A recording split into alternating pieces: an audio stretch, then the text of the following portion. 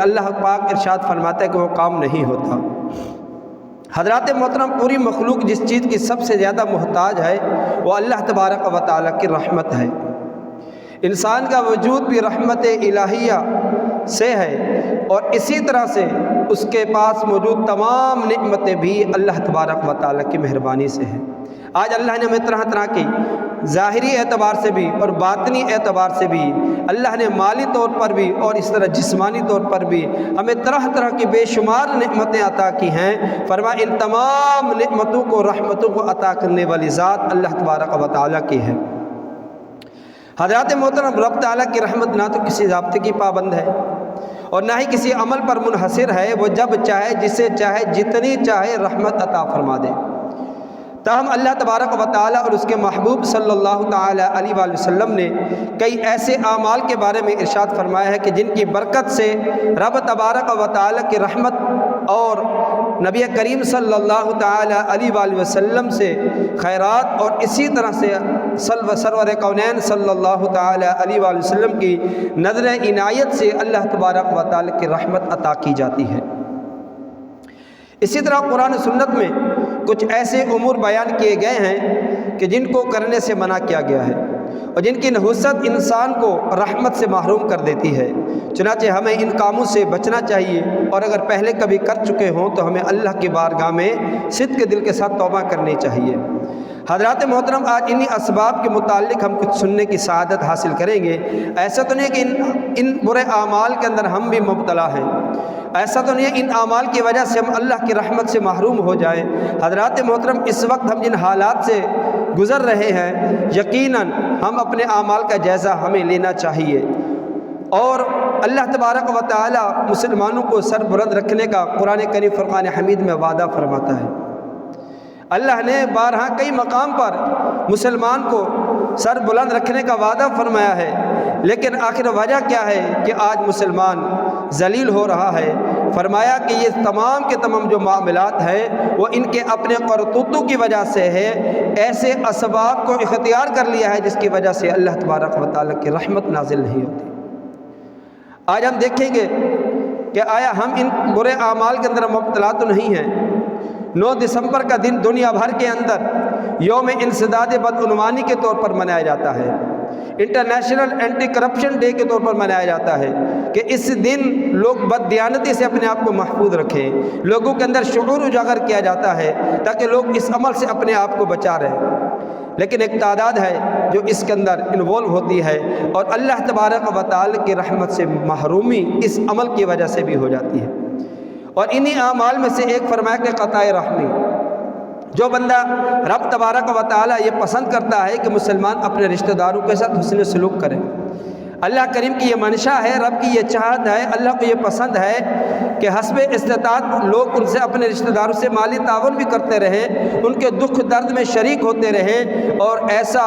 کرنے پر رحمت الہی کی خوشخبریاں عطا ہوتی ہیں۔ جبکہ رشتہ داروں سے کسی شرعی وجہ کے بغیر تعلق کو منقطع کر دینا، تعلق کو توڑ دینا، گویا یہ شخص اپنے آپ کو اللہ کی رحمت سے محروم کر رہا ہے، اللہ کریم کی رحمت سے اپنے آپ کو محروم کرتا ہے۔ سیدنا عبداللہ بن اوفا رضی اللہ تعالیٰ عنہ کی روایت ہے، آپ روایت فرماتے ہیں کہ نبی کریم صلی اللہ تعالیٰ علیہ وآلہ وسلم نے فرمایا کہ ہم عرفہ کی رات، نبی کریم صلی اللہ تعالیٰ علیہ وآلہ وسلم فرماتے کہ میں وہاں موجود تھا، دیگر صحابہ بھی تھے، یہ عرض کرتے ہیں کہ نبی کریم صلی اللہ تعالیٰ علیہ وآلہ وسلم نے ہمیں یہ ارشاد فرمایا کہ اِنَّا لَا نُحِلُّ لِرَجُلٍ أَمْسَى قَاطِعَ رَحْمٍ إِلَّا قَامَ عَنَّا، کہ اگر یہاں کوئی قاطع رحم، رشتہ داروں کو توڑنے والا، رشتوں کو منقطع کرنے والا موجود ہے، تو فرمایا کہ نبی کریم صلی اللہ تعالیٰ علیہ وآلہ وسلم نے وہ ہم میں سے اٹھ کے چلا جائے۔ نبی کریم صلی اللہ تعالیٰ علیہ وآلہ وسلم نے یہ بات کس لیے فرمائی؟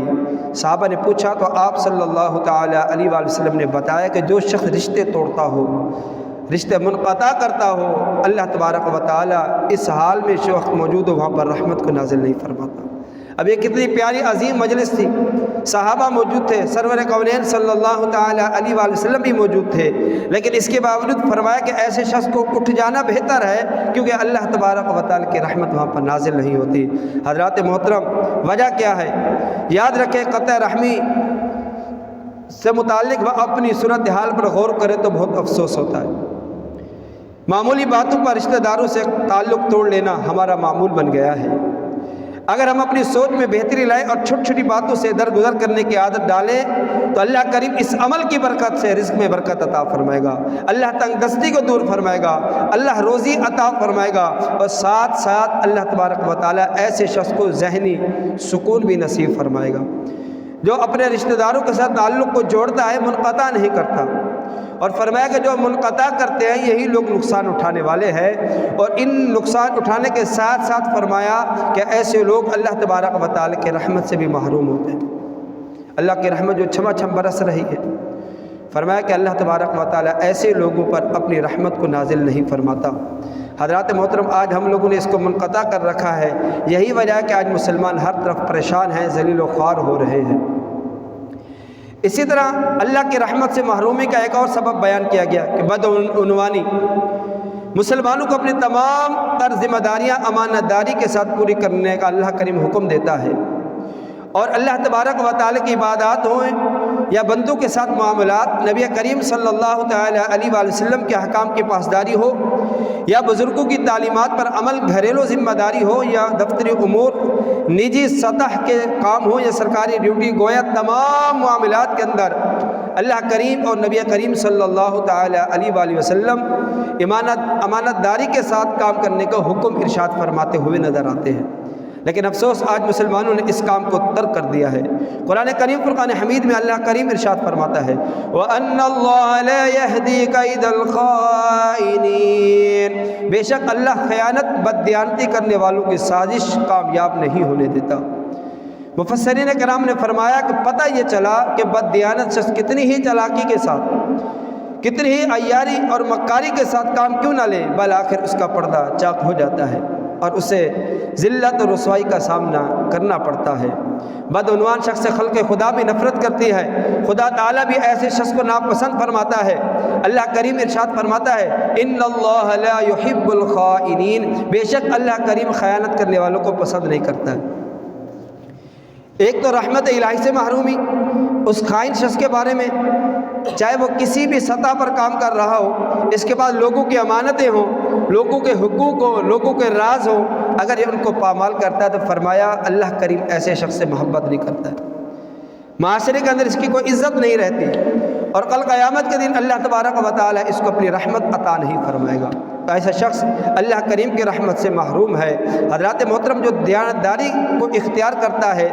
اللہ تبارک و تعالیٰ اس کو دنیا اور آخرت میں عزت عطا فرماتا ہے۔ حضرت سیدنا فضیلہ بن عبید رضی اللہ تعالیٰ عنہ سے مروی ہے، جان عالم صلی اللہ تعالیٰ علیہ وآلہ وسلم نے ارشاد فرمایا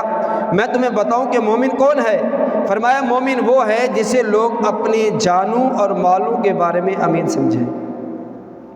بھئی ہماری جان بھی ان سے محفوظ ہے، ہمارا مال بھی محفوظ ہے۔ فرمایا کہ ایسے شخص کو تم امین جانو، اور فرمایا کہ ایسے شخص کو تم مومن تصور کرو، اور اگر کوئی ایسا شخص ہے جس کے بعد تم نے اپنا مال رکھا اور اس نے خیانت کی تو فرمایا ایسا شخص مومن نہیں ہے۔ حضرات محترم، بہت سے لوگوں کا رویہ یہ ہوتا ہے کہ وہ دیانتدار لوگوں سے تو خیانت نہیں کرتے،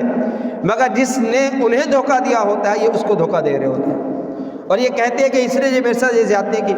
اس نے مجھے دھوکہ دیا تو میں بھی اس کو دھوکہ دوں گا، اس نے میرے ساتھ زیادتی کی تو میں بھی اس کے ساتھ زیادتی کروں گا۔ فرمایا کہ یہ عمل درست نہیں ہے۔ ایک صحابی رضی اللہ تعالیٰ عنہ کے شہزادے کچھ یتیم بچوں کے نگران تھے، اور ان یتیموں کے حساب کتاب کی لکھنت کے لیے حضرت اس دن کی نگرانی کے لیے حضرت یوسف بن مالک رحمۃ اللہ تعالی علیہ مقرر تھے۔ ایک وقت ایسا آیا کہ ان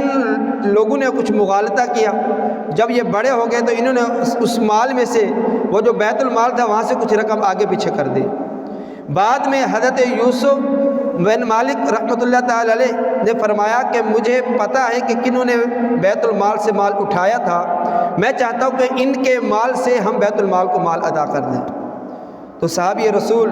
رضی اللہ تعالیٰ عنہ نے فرمایا نہیں ایسا نہیں، بلکہ ہم نے نبی کریم صلی اللہ تعالیٰ علیہ وآلہ وسلم کو فرماتے سنا، جو کہ میرے والد صاحب نے سنا تھا، اور انہوں نے مجھے یہ بات بتائی کہ میں جو تجھے امین بنائے تمہیں دیانت دار سمجھ کر مال یا ذمہ داری دے اسے امانت ادا کرو، اور جو تم سے بددیانتی کرے فرمایا تم اس سے خیانت مت کرو۔ اب اگر کوئی ہم سے برا کر دے تو ہم بھی اس سے برا کر دیں،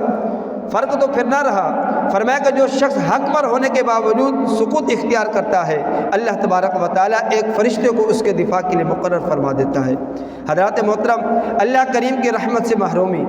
اس شخص کے لیے بھی ہے کہ جو بدعنوانی کے اندر مبتلا ہوتا ہے۔ اس میں ہر طرح کے لوگ موجود ہوتے ہیں، نچلی سطح سے لے کر بڑی سطح تک بھی۔ آج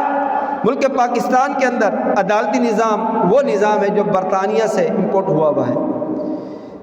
اگرچہ ہمارا ملک آزاد ہو گیا لیکن ان قوانین کے طور پر آج بھی ہمارے ملکی قوانین جو ہیں وہ وہی بنے ہوئے ہیں، وہی رائج ہیں جو برطانیہ کے زمانے کے اندر جب ہمارا ملک آزاد نہیں ہوا تھا، جو قوانین اس وقت رائج تھے آج بھی وہی قوانین رائج ہیں، جس کی وجہ سے لوگوں کو انصاف ہی نہیں ملتا۔ لوگ دھکے کھاتے پھرتے ہیں، لوگوں کی زندگیاں ختم ہو جاتی ہیں لیکن ان کو انصاف نہیں ملتا۔ اور اس کے اندر ہر طرح کے لوگ وکلاء ہیں، یہ غیر اور ناجائز انداز سے ایسے لوگوں کی وکالت کرتے ہیں جو ناحق ہوتے ہیں،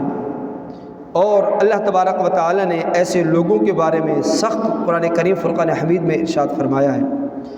اللہ تبارک و تعالی یہ ارشاد فرماتا ہے، اور ان لوگوں کی طرف سے نہ جھگڑنا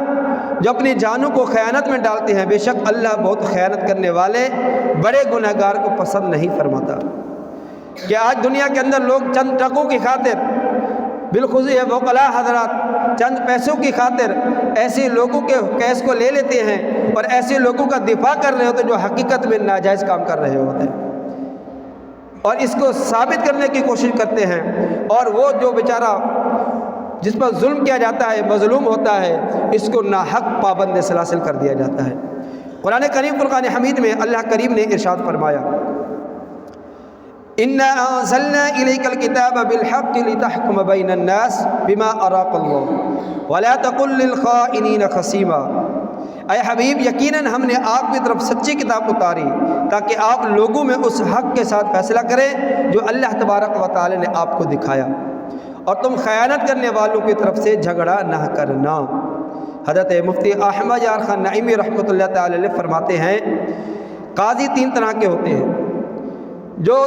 دیکھتے ہیں سامنے والا حق پر ہے پھر بھی اس کو ملزم قرار دے دیتے ہیں،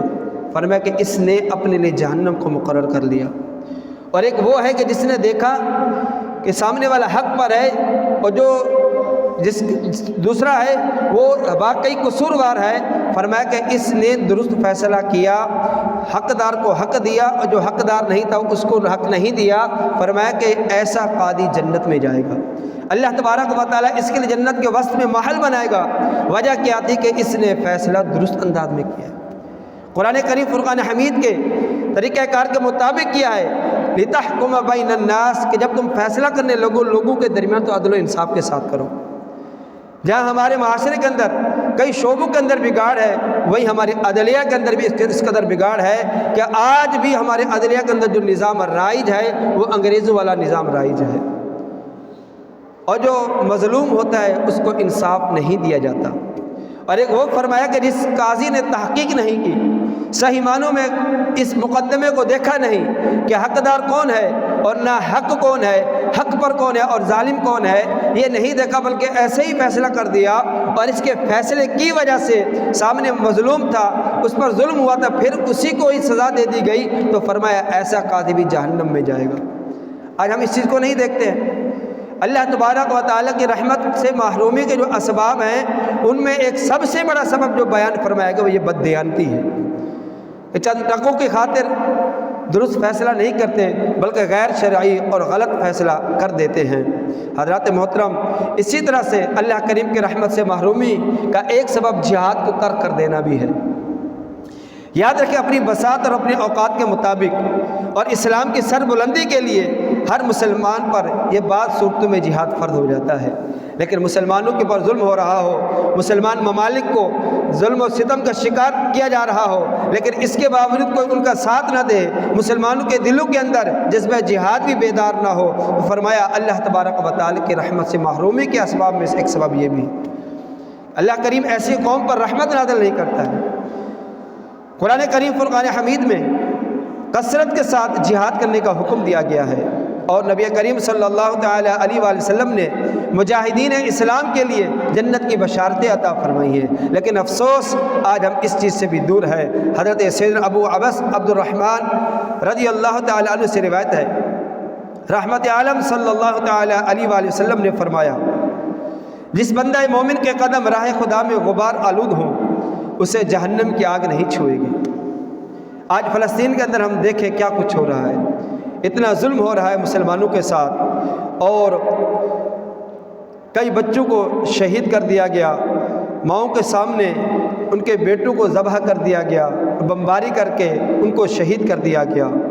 حضرات محترم، ہم سب کے لیے یہ لمحہ فکریہ ہے کہ ہم ان مسلمانوں کے ساتھ کھڑے ہوں، اور ہم کچھ نہیں کر سکتے تو کم از کم اپنے دلوں کے اندر جذبہ جہاد کو موجزن کریں، جذبہ جہاد کو بیدار کریں، اور